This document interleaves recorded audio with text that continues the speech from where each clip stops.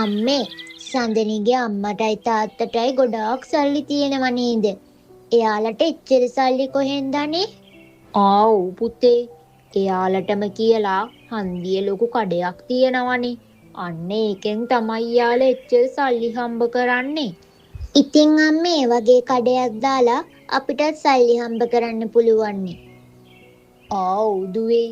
ඒ වගේ දෙයක් කළොත් නම් අපිටත් පුළුවන් සල්ලි හම්බ කරන්න. ඒත් ඉතින් අපි කොහොමද එහෙම කරන්නේ? ඉතින් අම්මේ අපිටත් පුළුවන් කිරි කඩයක් දාන්න. අද මොකද්ද මේ අම්මගේ දුවගේ කතාව? මට මේ එනකොටම ඇහුණ කඩයක් ගැන කියනවා. මොකද්ද ප්‍රශ්නේ? නෑ තාත්තේ මම අම්මට කිව්වේ අපිත් කිරි කඩයක් දාමුද කියලා.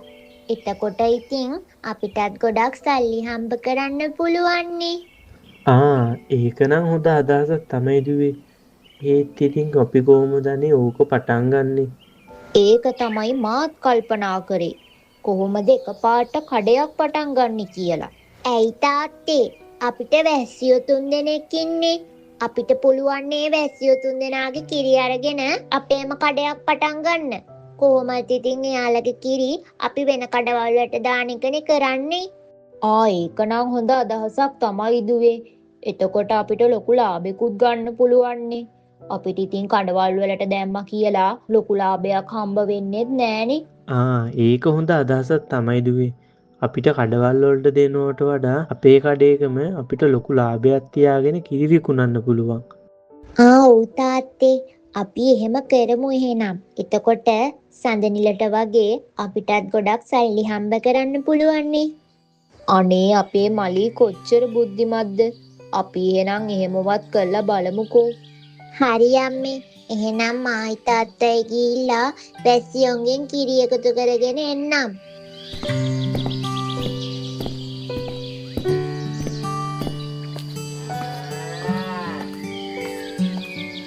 තාත්තේ ඔයා එහෙනම් ඔහොම ඉන්නකෝ.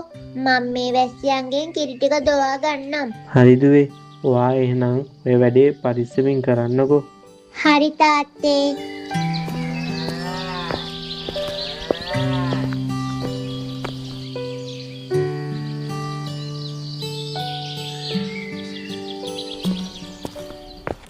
මේ මහත්තයා දැන් කඩේ දාන්න හොඳ තැනක් බැලුවද? ඔව් ඒක තමයි මාත් මේ කල්පනා කළේ. ගමට ගිහිල්ලා මිනිස්සු ගැවසෙන තැනක් බලන්න ඕනි. ඔව් ඒක තමයි මහත්තයා. මිනිස්සු ගොඩක් ගැවසෙන තැනක කඩේ දැම්මනම් හොඳයි. ඔව් ඒක නම් ඇත්ත. මම කෝකටත් ගමට ගිහිල්ලා ඒ ගැන පොඩ්ඩක් බලලා එන්නම්කෝ.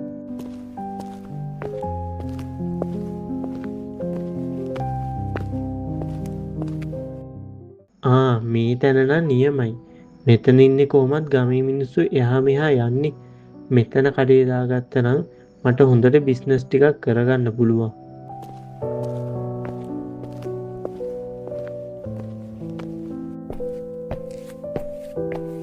කෝ අම්මේ තාත්තා ඔන්න මම වැස්සියෝ ඔක්කොගේම කිරි ටික දොවාගත්තා.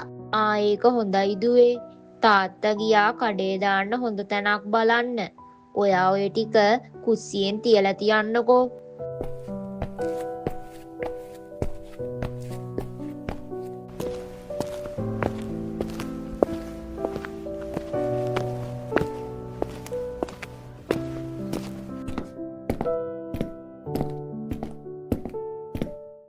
මොකෝ උනේ මහත්තයා? කඩේ දාන්න හොඳ තැනක් හම්බ වුණාද? ඔව් නෝනේ. හොඳ තැනක් හම්බ වුණා. අපේ අර හන්දියේ තියෙන ගහමුල අපිට හොඳ කඩයක් දාන්න පුළුවන්. එතන නම් හොඳයි තමයි. මොකද ඉතින් ගමේ හැම මිනිස්සයම එතන ඉන්නේ එහා මෙහා යන්නේ. තාත්තේ ඔයා කොහෙද ගියේ? මම වැස්සියෝ ඔක්කොගෙම කිරි ටික දොවාගෙන කුස්සියෙන් තියලා තිබ්බා. ඔන්න දුවේ තාත්තා කඩේ දාන්න හොඳ තැනක් හන්දියෙන් බලාගෙන ඇවිල්ලා. ඇත්තද තාත්තේ කියන්නේ? තාත්තා කඩේ දාන්න හොඳ තැනක් බලාගෙන ආවද? නියමයිනේ තාත්තේ. ඔව් දුවේ. මම කඩයක් දාන්න හොඳ තැනක් හන්දියෙන් බලාගෙන ආවේ. අපි එතන කඩයක් දාමුකෝ. අපිට පුළුවන් එතකොට සල්ලි ගොඩාක් හොයන්න. ඔන්න දුවේ ඔයාගේ ආසාව තාත්තා කොහොම හරි ඉෂ්ට කරන්නයි යන්නේ. ඒක නම් නියමයි තාත්තේ. අපි කොහොම හරි කඩේ ලොකුවටම කරමු.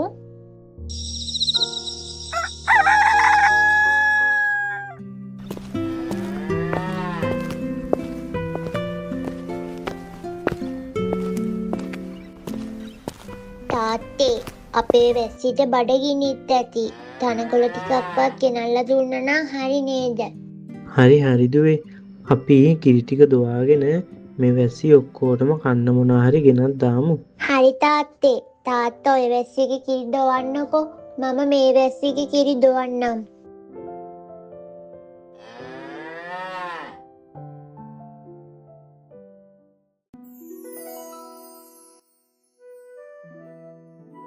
මලීදුවේ ඔයාලා කිරි කඩයක් දැම්මද?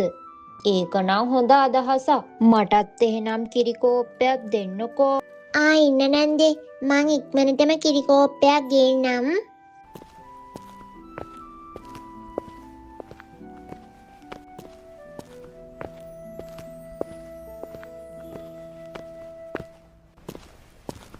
කුණපාල පුතේ මේ අලුතින් කිරි කඩයක් දැම්ම කියලා ආරංචිය ආවා.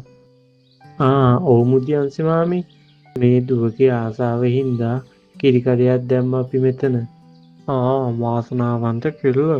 කොහොම හරි මෙතන කඩයක් දාපු එක නම් ගොඩක් වටිනවා පුතේ. හරි හරි මාමි. මාමත් ගිහින් ඉඳගන්නකෝ. අපි කිරි කෝප්පයක් බොමු.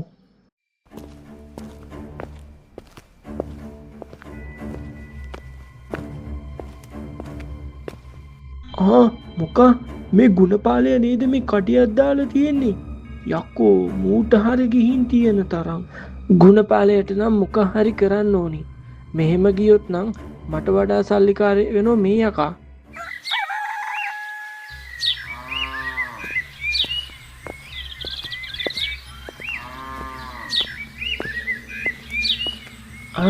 මේ ඉන්නේ හරක් ටික.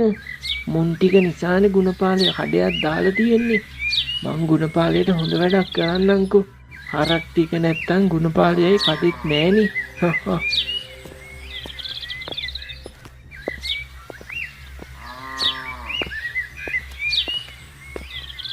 මුන් ටික මං ගෙදර ගෙනියනවා.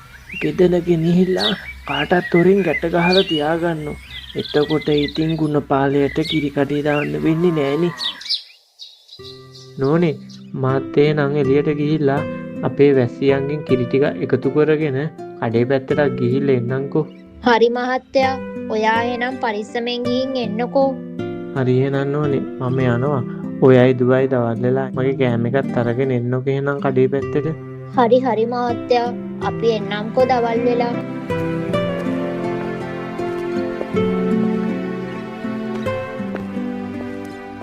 අනේ දෙයියනේ මේ මොකද්ද මේ අපරාධේ? කෝ මගේ වැස්සියෝ ටික? අනේ දෙයියනේ මම දැන් කොහොමද මේ වැස්සියෝ ටික නැතුව ජීවත් වෙන්නේ? නෝනේ පොඩ්ඩක් මෙහෙට එන්නකෝ ඉක්මනට.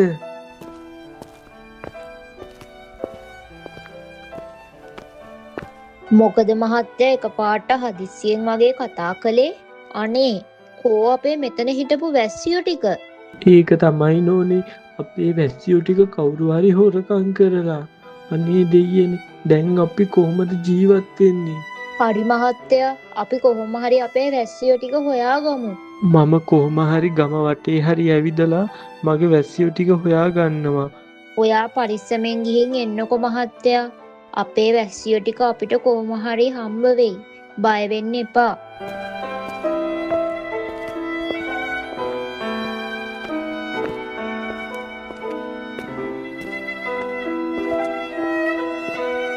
මේ හරියවත් පේන්න නෑනේ මගේ වැස්සියෝ ටික.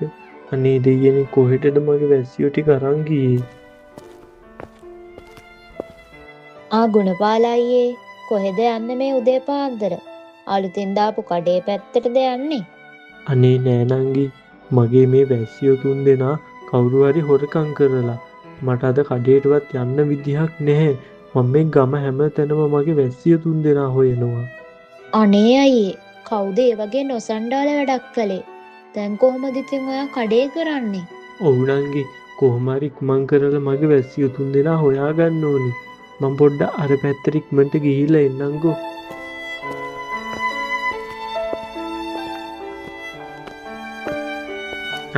ගුණපාල කොහෙද මේ උදේ පාන්දරම යන්නේ හදිසියේ? අනේ මහතුන් මල්ලි බලන්නකෝ මගේ හොඳට හිටපු වැස්සියෝ 3 දෙනා කවුරු හරි හොරකම් කරලා මම මේ වැස්සියෝ 3 දෙනා හොයනවා. ඒක තමයි ගුණපාල. මම උදේ දැක්කා සරත් කියන මිනිස්සයා වැස්සියෝ 3 දෙනේ හදිසියෙම යාළගේ ගෙවල් පැත්තට එක්කන් යනවා. පොඩ්ඩක් ඒ ගැන බැලුවනම් හොඳයි නේද? මොනවා? මේ ඇත්තමද කියන්නේ? මං එන ඉක්මනට ඒ පැත්තට පොඩ්ඩක් ගිහිල්ලා එන්න.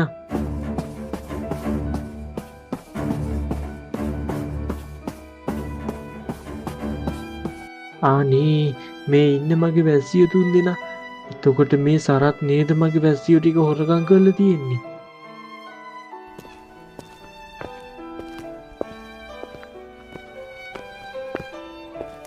මේ ඉන්න ගුණපාල මං කියපු වැස්සියෝ 3 දෙනා.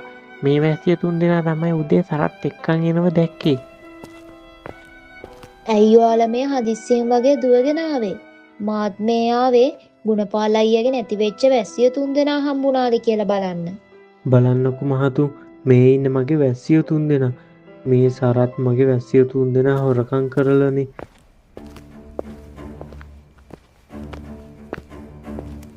ඔයාලා මොකද මේ පැත්තේ? උදේ පාන්දරම අපේ ගෙවල් පැත්තේ ආවේ මොකද? ඇයි සරත් අයියා මේ වගේ හොර වැඩ කරන්නේ? මොකටද ඔයා ගුණපාල අයියාගේ වැස්සියෝ 3 දෙනා හොරකම් කළේ? මේ වගේ හොරු ගමේ ඉන්නකොට කාටවත් හරියන්නේ නැහැ. මේ වගේ හොරු ඉන්න ඕනේ පොලිසියේ. අනේ මේ උඹලගෙන් හොරකම් කරපු වැස්සියෝ මල් ළඟ නැහැ. මේ ඉන්න මගේ වැස්සියෝ ටික. තවත් බොරු කරන්න එපා අයියේ. අපි දැන් හොඳටම දැක්කනේ ඔයා තමයි හොරකම් කළේ කියලා. මේ වගේ හොරු ඉන්නකන් අපේ ගමට සෙතක් වෙන්නේ නැහැ. මේ වගේ හොරු ඉන්න ඕනේ පොලිසියේ. අනේ එහෙම කරන්න එපා මාතු. මම මේ වගේ වැඩක් කළේ ගුණපාල මට වඩා සල්ලිකාරයෙක් වෙයි කියලා හිතලා. අනේ මට සමා වෙන්න. වැරද්ද කරලා තවත් සමාවිල්ලන්න ඉන්න එපා සරත්. ඔයා මේ වගේ වැඩක් කරයි කියලා මං කවදාවත් හිතුවේ නැහැ. අනේ එහෙම කරන්න එපා. මාව පොලිසියට නම් ගෙනියන්න එපා. දැන්වත් සරත් ඔයා තීරුම් ගන්න. ඔයා කරපු වැරද්දේ බරපතලකම. ආයේ මේ වගේ වැරදි කරන්න එපා.